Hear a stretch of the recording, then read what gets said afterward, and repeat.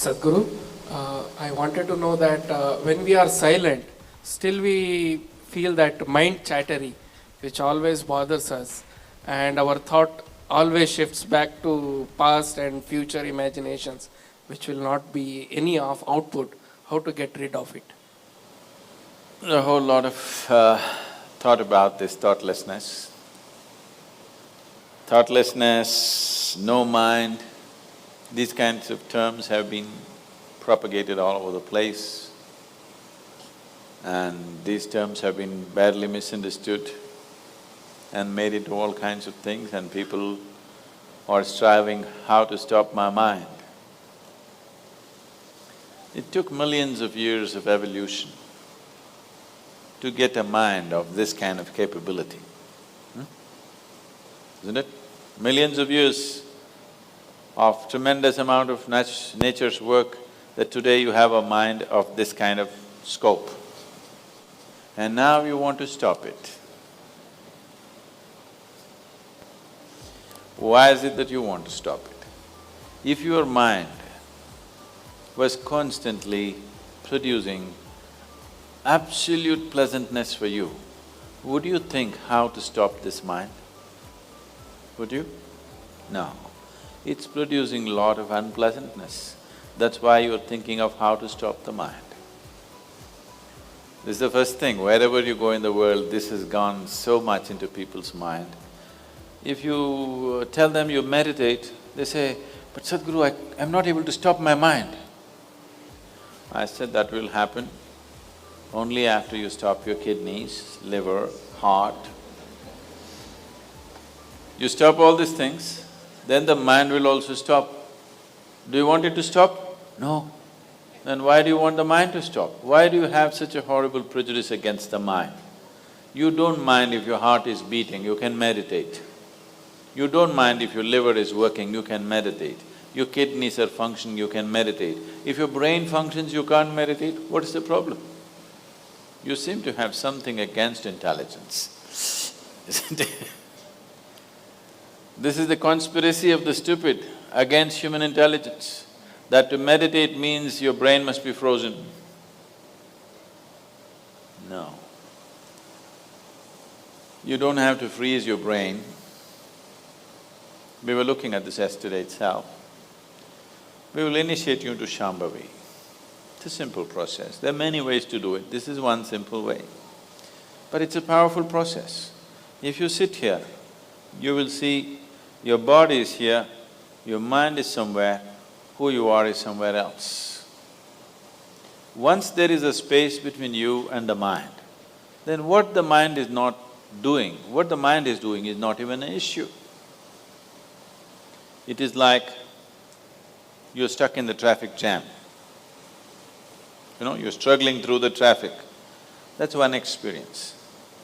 Suppose you're either standing on Chamundi Hill or you're floating in a hot air balloon and look down at all the traffic. Very peacefully, traffic. Why? There's a distance, isn't it? When you're in it, traffic is a different experience. From really high up there, sitting in a hot air balloon, you look down, you can't even hear the sounds. Looks wonderful, traffic, isn't it? Yes or no? Yes. Because there's a distance. So once there's a distance between you and your mind's activity, mind is not a problem. Mind is a miracle, it is not a problem. And anyway, if thoughts are going continuously, if you're having a mental diarrhea, obviously you ate some bad food, isn't it? Yes. If you're having a physical diarrhea, you ate some bad food, isn't it? If you're having a mental diarrhea, you are obviously consumed something wrong. What this wrong thing could be is, the moment you identify yourself with something that you're not, then you're finished. Your mind is a continuous runs. There is no other way. Do what you want, try as hard as you want, it is not going to stop. If you do not identify yourself with anything that you are not. You know how to be with everything, you know how to use everything, but you're not identified with it, then you will see if you sit here, simply mind will be like this. If you want to use it, you can use it, otherwise it'll be like this. Right now your hands are like this, or you're holding it tied up because it'll go all over, is it? No. You can keep it like this. You can keep it like this, you can keep it like this. When you want to use it, you can use it. So it's a useful instrument. Suppose your hands become like this. You know, some people have become like this. Yes or no? If it becomes like this, you will become ridiculous, isn't it? If it happens to your mind, also you're equally ridiculous. It is just that you are living in the comfort that nobody else can see it. But people can see it. They watch you closely enough, they can see it, isn't it? And whether they can see it or not, that's not the point. The point is, the most important faculty of your life is out of control. Doesn't matter whether they can see it or not, that's not the issue. The issue is, the most important faculty in your life is out of control, doing its own rubbish all the time, not doing what you want it to do. So, if you have to be freed from this ailment, you should stop eating bad food. Wrong food or bad food means you are identifying yourself with things that you're not.